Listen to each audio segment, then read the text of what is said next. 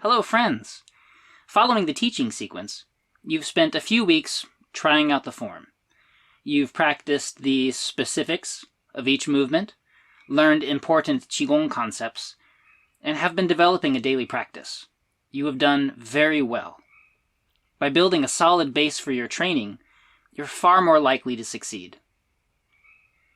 You've also heard me talk about the importance of following the teaching series in order. In this lesson, I'll explain why, and also describe why it's wrong. Within any art, the basics are a footing upon which all future growth rests. If I build a house without first establishing a firm foundation, the lovingly made shelter turns into a death trap. If I use a chisel that has never been sharpened, both the wood and the tool will be ruined. First, I must take the time to prepare the tools, and it's essential to organize your practice similarly. Take the first steps first. Skipping ahead is at best fruitless and at worst dangerous. This confusion is why I number and alphabetize my lessons to make them easier to navigate. Imagine that I place a roof on top of a building with very crooked and weakened posts. Soon the whole structure will simply fall down. Because this structure is so significant to me, I attach ropes to the walls and hold them in place, surrounding the walls with cement to make them strong enough to bear the weight of the roof. And it sounds silly, but this is essentially what most people do with their bodies. Because we have poor posture, we must hold our bodies at strange angles to remain upright, and then layer tension around the weak points to keep from falling down. You may notice your body-mind complaining about it from time to time. Maybe. Unfortunately, we aren't able to move into a different home. We're lucky to have this one, and it's the only one we get. Knowing that it's time to make some changes to the structure, we're wise enough to call a carpenter. They explain that you cannot simply push the posts into a vertical position. There are too many ropes and piles of cement in the way. Besides, we need to lift the roof slightly to make room for those changes. Again, this is similar to our physical situation. Using force to try to move the body into a seemingly correct alignment merely convinces it to become more tense. Only learning to soften the tension removes the cement around our joint. First, we remove obstructions, strengthen the material, and lessen the weight at the top. Only then can we rearrange our tilted structure without causing a bigger mess. Are you beginning to see the importance of exploring Qigong systematically? Within Snake and Turtle Qigong, our emphasis is on healing the back. The key is to release the spine and allow it to lengthen. As we soften the neck and liberate the head's weight upward, the lower back can relax, and the tailbone is released down.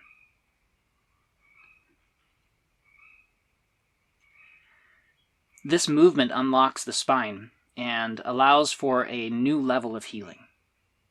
However, if the head and neck aren't set free correctly, you won't be able to release the lower back.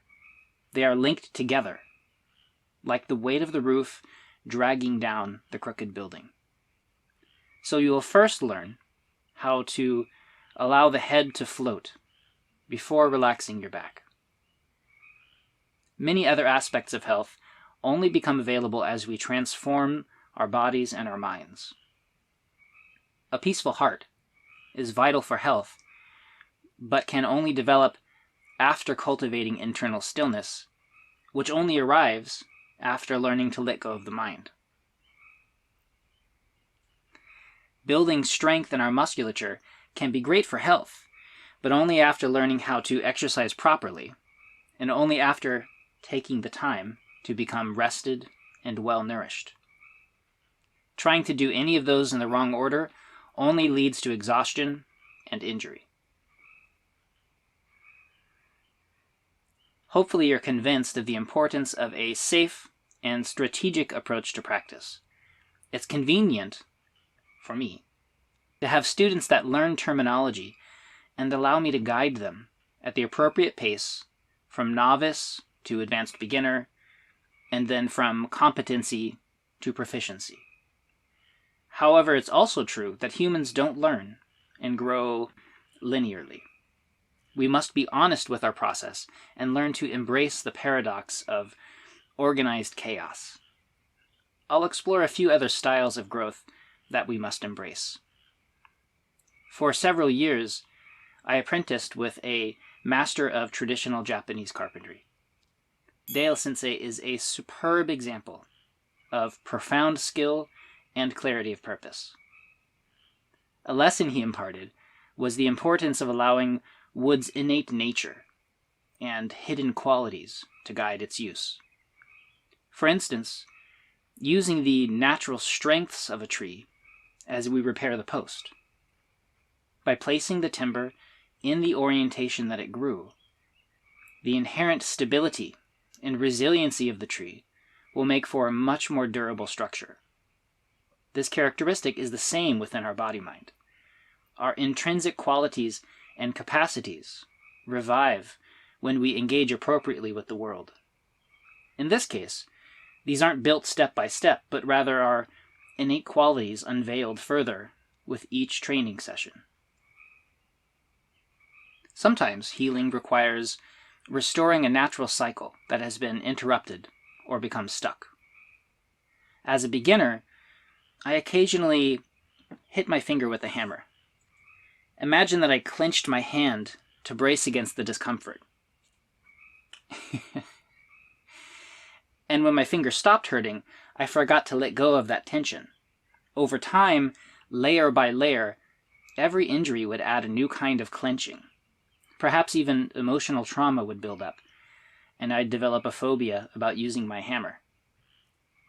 These are kinds of chi movements that become stuck.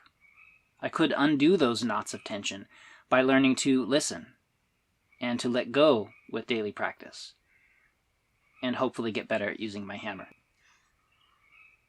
Another improvement that must grow organically is the shaping of the inside of the body. We use the external form to generate changes internally.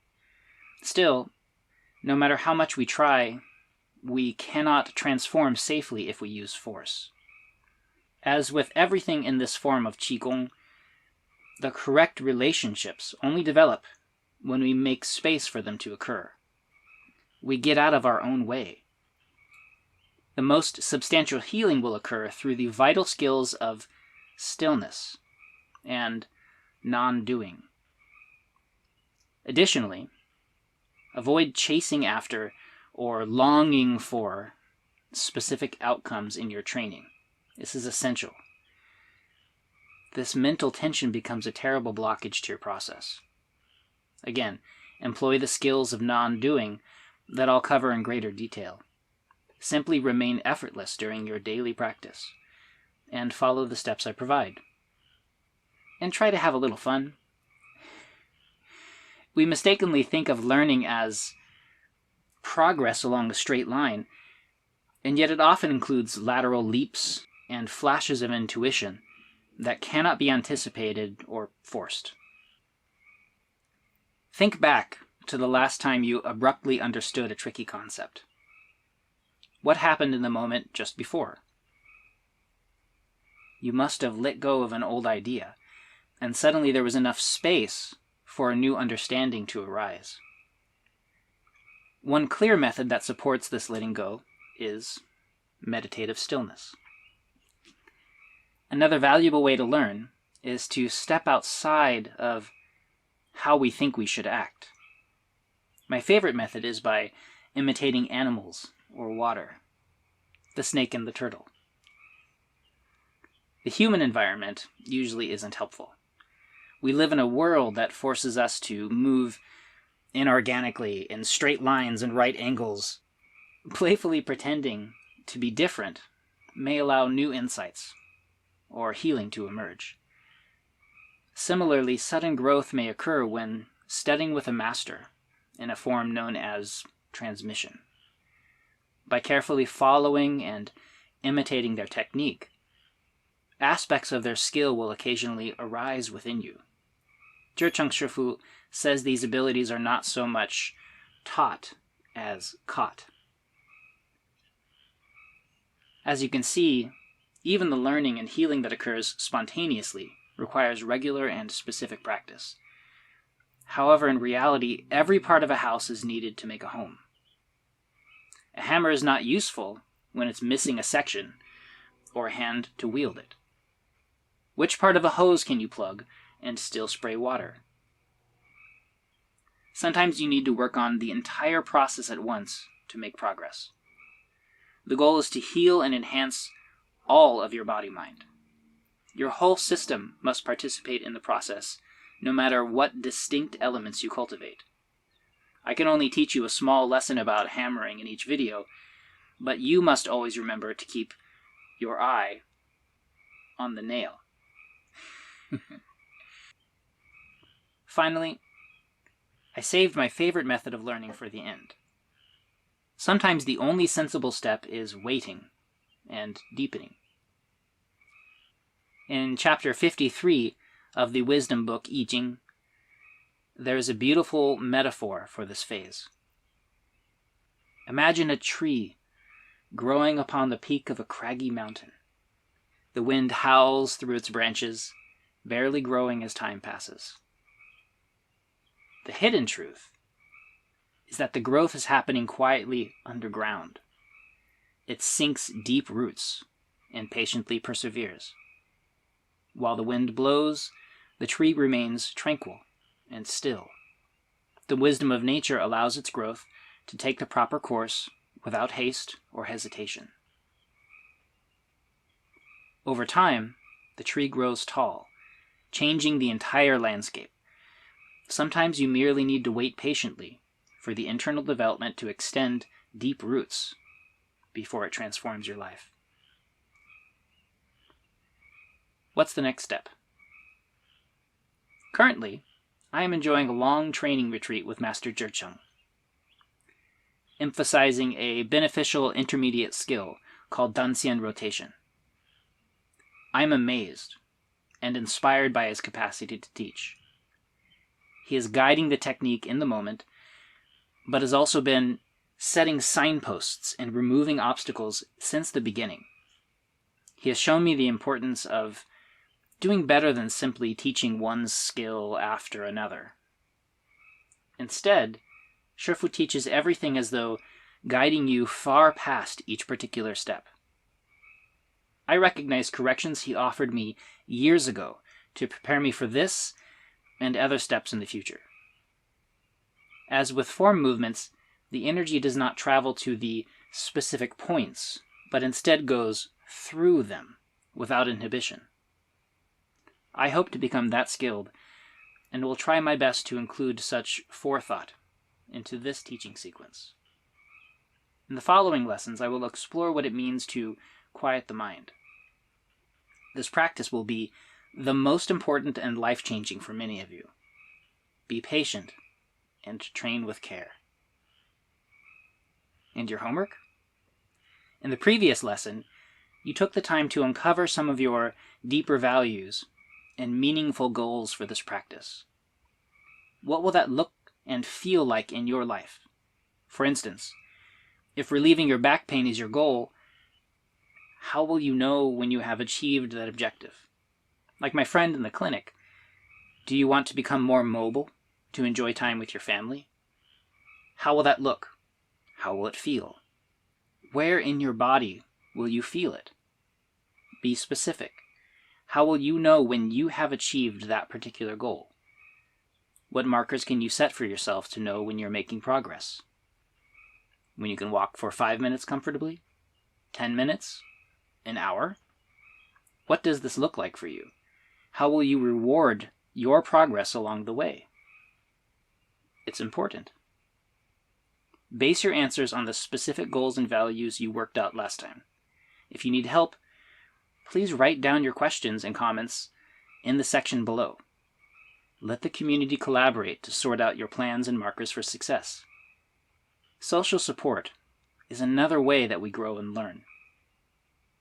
Happy training.